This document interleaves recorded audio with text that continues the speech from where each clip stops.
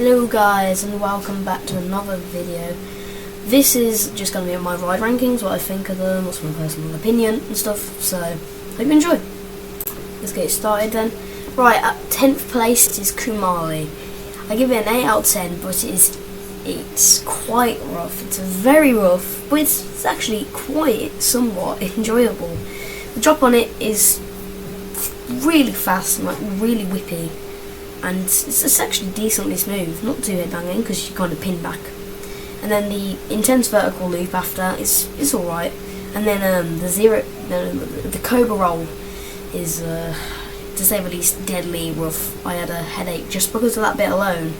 The helix is it after isn't the worst ever, it's still a bit rough, but yeah, the only reason that I got a headache and it's so low down is because of that Cobra roll. It's horrible, it's like torture. So yeah, I wouldn't wish that to my worst enemy, sort of. Coming in at 9th place is Nemesis Inferno.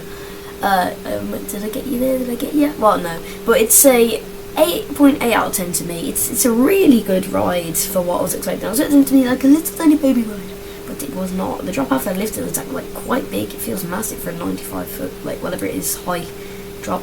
The vertical loop after that is intense as hell.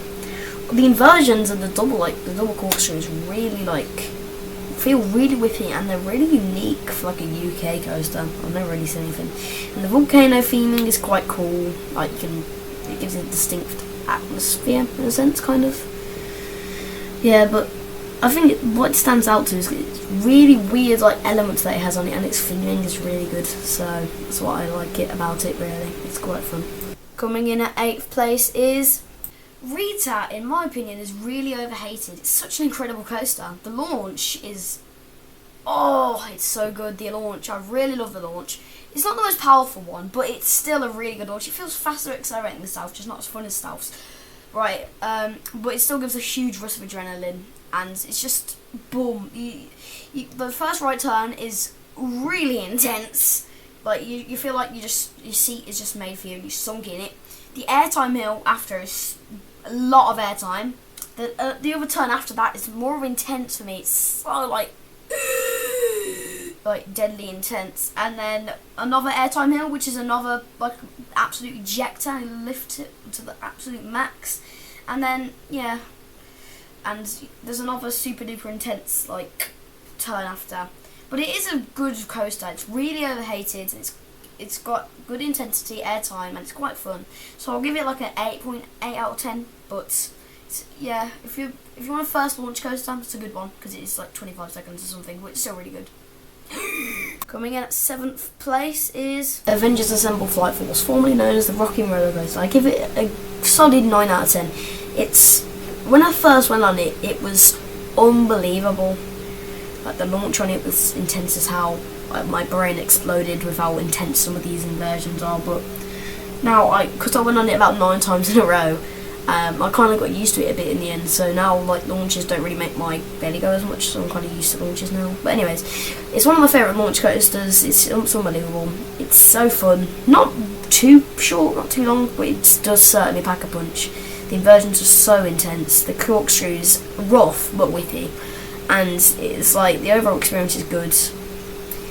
And then the one time I went on it, it broke down while I was on it. So at the launch it said 3, 2, 1, go, and it didn't go. So it just shut off without warning about a couple of minutes later, and it was so fun.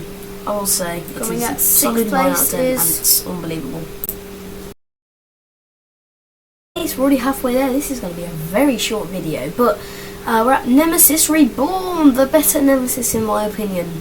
I give it a 9.49 out of 10. It's good. It's pretty damn good. It was my favourite ride, like at one point. It sit lower in my top 10 when I made my original top 10, and now I put it higher because I just realised how much fun it was. But yeah, the drop at the beginning is like kind of a mock drop. It's tiny, it doesn't do much, but then the corkscrew after, oh my god, it's like it knocks you about. It's smooth, but it knocks you about. And then the turn after, I'm sure anyone that's been on it knows about that turn. That turn is deadly. My brain kind of imploded, re-exploded, and then imploded again, and then exploded again. I can't even describe it. Then the drop before the vertical loop is my favourite part because it's massive and it's just fun. And then the massive vertical loop is it's intense considering how big it is. And the corkscrew before you get into the station is pretty damn intense, but it's a very good ride, and it deserves like how much love it gets, and the theming on it as well. I don't really care about theming usually, but this theming is too hard to ignore. The Swarm is a 9.5 out of 10 for me. It's an amazing ride for sure, and one of the most unique experiences ever on the roller coaster for me personally, obviously. The dive drop at the start is, you delivers so much hang time, it feels like the shoulder restraints are going to give out at any second, but it's like, if unbelievableness was a word, then that, like, Swarm would take it, like, completely. But as you, like, it just pulls you down so fast as well at the bottom of the drop, considering you're so slow at the top, but yeah, it's 60 miles an hour, doesn't feel it though, really. But the tight twists and near miss elements, like are unbelievable. Especially like them inversions. Some of the inversions are so whippy. Like the one over the station as well is especially good. And altogether, the Swarm is an amazing ride, blending hang time, speed, and unforgettable manoeuvres into one standout. Fourth place is big, amazing roller coaster. Sick Flamingo Land, and now we're getting to precise measurements of what, like I mean, how we call it, you know, ratings. But anyways, I give it a 9.89 out of 10 to be very specific, because it's so fun. For a long time, like, Sick was my favourite ride, especially because it's so intense at every bit, and I love the intensity. And the drop at the beginning is, oh my god, it's so good. And the inversions are so intense, like, it's smooth, but it's so intense. The drop at the start is amazing. And my favourite part is the heartline rolls. They hurt, they really, really do hurt on the legs, but it's just like floating sideways or twisting upside down. You don't even know which way up you are by the end of it. And then the heartline roll on the station hurts the most for me, because it's so slow. It's just, but it's still so fun. It's undeniable. But yeah, I can see why this was my favourite ride, because I agree with my own opinions, you know. But anyways, is Stealth. I give it a 9.9 out of 10. The launch on it is the best launch ever, no doubt, hands down. Everything, I'll fight for it. The sheer acceleration is absolute insanity. One moment you're sitting still, the next you hold forward at 0 to 80 in 1.8 seconds, which is ridiculous. It leaves your stomach behind. The launch alone is just obviously basically the ride, but it doesn't stop there. The 205 foot top hat is like, gives you so much airtime, and the drop off it is actually insane. Yeah, but it gives you weightlessness, and if you like heights, it's good for you. If you like speeds, it's good for you. But it's just amazing. I think everyone knows what my first favourite is, because it's quite obvious. But yeah, you get so much airtime on the airtime mill as well, the ends, which is surprising. Not the back though, because it just slows down too slow. But the front, and you get loads of airtime. But it's an amazing ride, I will say. I can see what's my mum's favourite ride. And second place is the Smiler. The Smiler, I don't even know how to describe it. It is so good. The Smiler basically has the world record for the most inversions at 14, and it is just so good. I don't even know. The airtime hills on it are so much airtime, and they make my belly go. The inversions are super duper intense. The vertical lift is insane. The indoor section is insane. The theming is insane. I don't even know. Everything about it is insane. It's just not as good as number one. You know, which is quite unfortunate. But, you know, it's still a really good ride, considering it has a very 65 foot height limit. But, you know, still very close with number one. And at number one, well, only time could tell. You've probably guessed it by now, my first favourite ride. Hyperia, a 10 out of 10. Nothing will beat it for a while until I go out the UK, because every ride out the UK is more or less way better than Hyperia. But the lift hill alone for Hyperia is so scary. Like, you haul so fast, but it just feels like it lasts for years. Like the click, click, click, click, click. It's so slow, but it's so fast at the same time. By the time you get to the top, about 236 feet in the air, like, I'm questioning my life choices, wondering if what I've just done. But in an instant, like, you just drop. The drop on it is my favourite drop ever, and when you drop down, I don't even know how to describe it. It's unbelievable. I'm lost for words with how good it is. It just, the way you drop down so fast.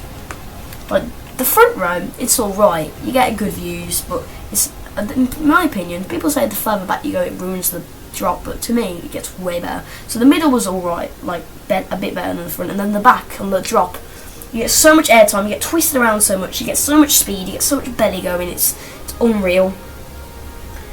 But yeah, it's unbelievable. It makes my brain like say no, no, no, but my heart wants to go yes, I want more. And then just when you've survived the main thing, and my main favourite thing, it throws you upwards and twists you around and drops you. That bit as well, oh my god, it's so insane. I don't even know how Hyperion exists in the UK, but whatever. And then yeah, after that twist, the outer bank turn, whatever it is just ridiculous. It's trying to eject you off the track. I'm assuming it's faster now after they did the wheel thing anyway. But it throws you out your seat, and then as you do the twist back down, you do a hang time loop where you get a lot of hang time, but you got more hang time before, which I didn't even know was possible. I don't even know the words to describe Iberia. That drop. The only thing that really makes that drop so good is how much speed it picks up, which is roughly 81 miles an hour, which is just ridiculous. And yeah, on the front row it made my eyes hurt because of how fast it was. But yeah, it really does feel like weightlessness, yeah. But it was more weightlessness, I guess, before they got the wheel change. But it was so good. If you like intensity, airtime, hang time, drops, that's the kind of roller coaster for you. Like me, I love all that kind of stuff. And I like inversions, but it's not too many. But the inversions that it does have are insane. But yeah, it's the best experience I've ever had, without a doubt. It holds the #1 spot in my rankings, and it will do for a long time. It redefines what I thought would be a coaster. I thought it was going to be good, not that good. And it stands as my #1 coaster, and it will be for hopefully a while. And it will take a lot and a lot and a lot and a lot to dethrone it.